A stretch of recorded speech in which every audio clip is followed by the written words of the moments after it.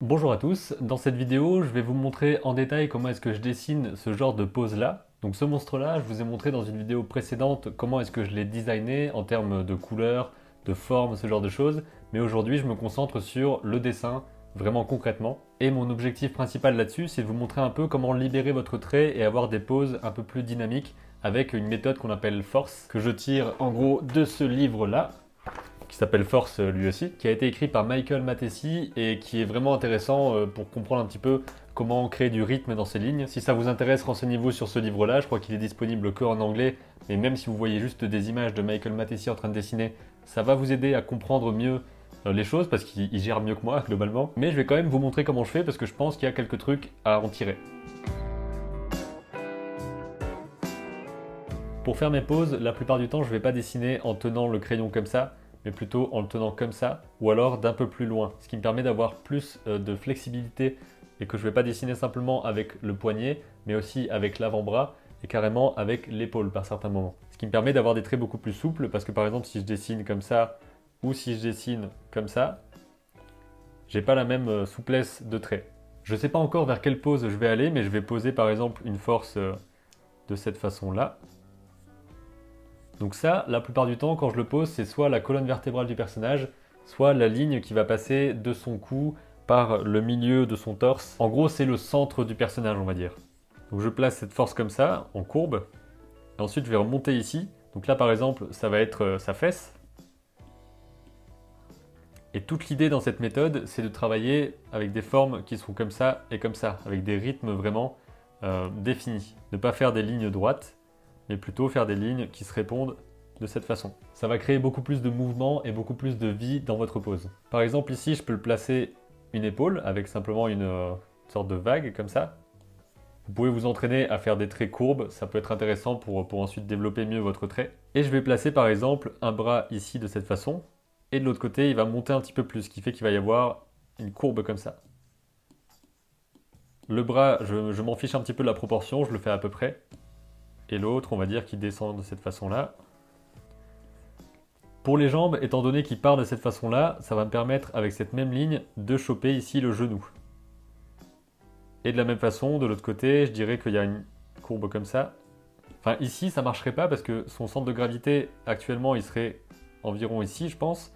Et on peut voir que là, comme il a les deux pieds du même côté du centre de gravité, il va certainement se péter la gueule. Donc, au lieu de mettre quelque chose ici, je vais plutôt le placer comme ça, pour lui donner un point d'appui. Et ce point d'appui, il peut être comme ça, et ensuite je sais que pour ce personnage-là, je place grossièrement des sortes de griffes pour les pieds. Je lui place ici le bas, enfin les sortes d'ailes qu'il a sous les bras. Et pour sa tête, je peux soit faire quelque chose comme ça, parce qu'il aurait la tête à ce moment-là qui serait vers l'avant, mais ici, je préférerais qu'il soit en train de crier, donc je vais placer, en suivant toujours la ligne du milieu, le cou, donc ça c'est hop, le cou qui arrive jusqu'au bas de la bouche. Ensuite, une bouche un peu énorme, de cette façon-là.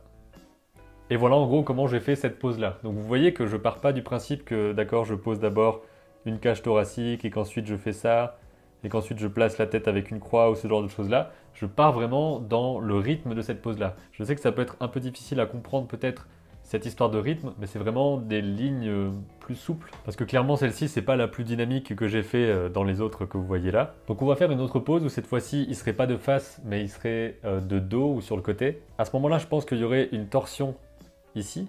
Donc cette torsion serait à la fois les fesses qu'il y a de ce côté-là, et la torsion du torse ici, parce qu'il est en train de se retourner. Donc comme il a les fesses de cette façon, on peut dire que pour les jambes, ça peut être quelque chose d'arqué de cette façon-là. Et ce que j'aime bien faire aussi pour tout ce qui est cuisses et tibia, c'est que je fais des sortes de courbes comme ça.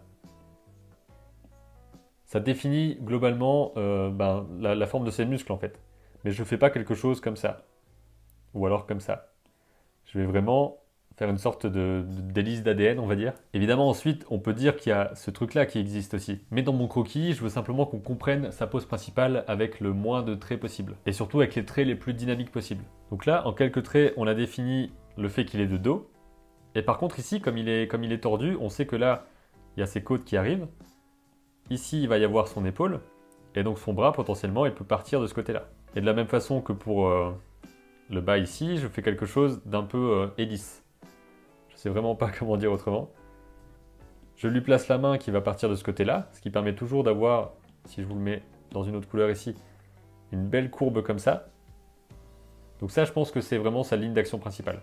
Et ensuite, vu qu'il a un bras ici, on peut imaginer soit que l'autre bras part de l'autre côté, mais un petit peu plus haut par exemple, soit carrément qu'on décide d'équilibrer un petit peu la pose en faisant en sorte que le bras aille de ce côté-là. Et la tête, on peut suivre tout simplement ici l'axe du torse, remonter pour former le cou, qui serait un petit peu comme ça,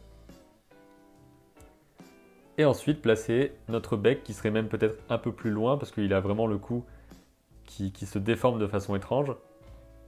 Donc c'est une pose qui est vachement bizarre quand même, hein, parce qu'il est complètement tordu de ce côté, mais ça rend le côté désarticulé que je recherche avec ce genre de créature.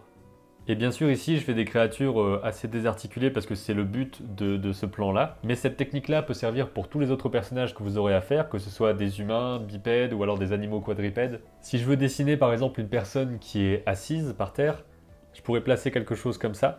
Déjà ici, bon, je ne sais pas si vous pouvez le voir, mais moi je le vois parce que je visualise la pose, je vois déjà une cuisse ici, et ici la colonne vertébrale de la personne, qui va forcément arriver sur une épaule. Une autre épaule donc qu'on va pas mettre au même endroit mais qu'on va mettre un peu plus bas. Toujours histoire d'avoir des belles courbes comme ça et pas quelque chose qui soit linéaire. Je pourrais placer les épaules comme ça mais je préfère avoir quelque chose au-dessus. Je place grossièrement l'articulation de son coude, donc c'est important de savoir où se trouvent globalement les parties du corps. Bien sûr, les articulations sont les parties importantes, mais ce que je veux dire, c'est que l'épaisseur des bras n'est pas forcément le truc principal à prendre en compte, c'est simplement une sorte de proportion globale en fait qu'il faut garder. Par exemple ici, c'est pas très bien ce que j'ai fait, parce que ça rend le tout un peu trop mou. Alors que je pourrais, je pense, avoir quelque chose comme ça, qui donne beaucoup plus de contraste, parce que ici c'est très petit, et ici c'est beaucoup plus grand. Donc là on peut imaginer que sa jambe part comme ça, que son autre jambe serait plus haute, de cette façon par exemple. Je trace encore un peu la ligne de son dos, en rajoutant par exemple ici des plis. Ici il y a son bras, je ne sais pas trop ce qu'il ferait, il pourrait éventuellement être posé là-bas, sauf que si je fais ça, ça va être exactement la même courbe que ici, donc ce sera moins intéressant. Donc je vais faire une courbe un peu inverse.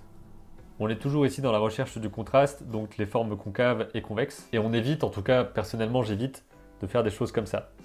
Et même aussi, plutôt que d'avoir quelque chose qui est comme ça et comme ça, le plus intéressant pour moi c'est d'avoir quelque chose de comme ça et comme ça, pour qu'il y ait vraiment une force qui arrive de cette façon-là, et qu'on sente l'énergie qui fluctue. Je sais pas comment dire ça parce que c'est vraiment un peu les termes qu'il utilise, mais la gravité a quelque chose à voir là-dedans en gros, c'est vraiment le poids qui va passer d'un endroit à l'autre et qui va passer entre ici ce centre de gravité, passer d'une partie du corps à une autre pour créer cet équilibre et faire en sorte que les personnages tiennent. Si je continue, on peut dire que là on a son épaule, avec son avant-bras même carrément, et qu'elle pose sa main ici. Et ensuite la tête, on peut imaginer un peu tout, mais il faut bien comprendre que de l'autre côté il y a un buste, et que ce buste mène jusqu'à un cou.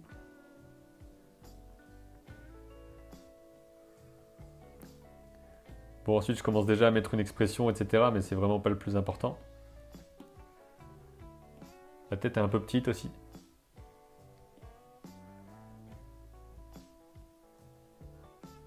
Et là son bras semble aussi vachement disproportionné par rapport à l'autre, donc je peux plutôt faire quelque chose comme ça, de bien plus doux. Et je me rends compte qu'elle n'a pas de pied, donc son pied, hop, pourrait être une autre forme comme ça. Encore une fois, on ne va pas dans les détails, on pose en 1, 2 ou 3 minutes une pose principale qu'on pourra ensuite reprendre par exemple. Je l'ai fait pour mes monstres, une fois que j'avais une esquisse qui était vraiment dynamique comme je le souhaitais, j'allais sur un autre calque, opacité moindre pour ce calque référence, et je dessinais avec un trait plus propre par-dessus. Et là c'était des poses d'imagination par rapport à ce que j'avais en tête, mais on peut très bien aller aussi prendre une référence photo et établir ces formes de la même façon.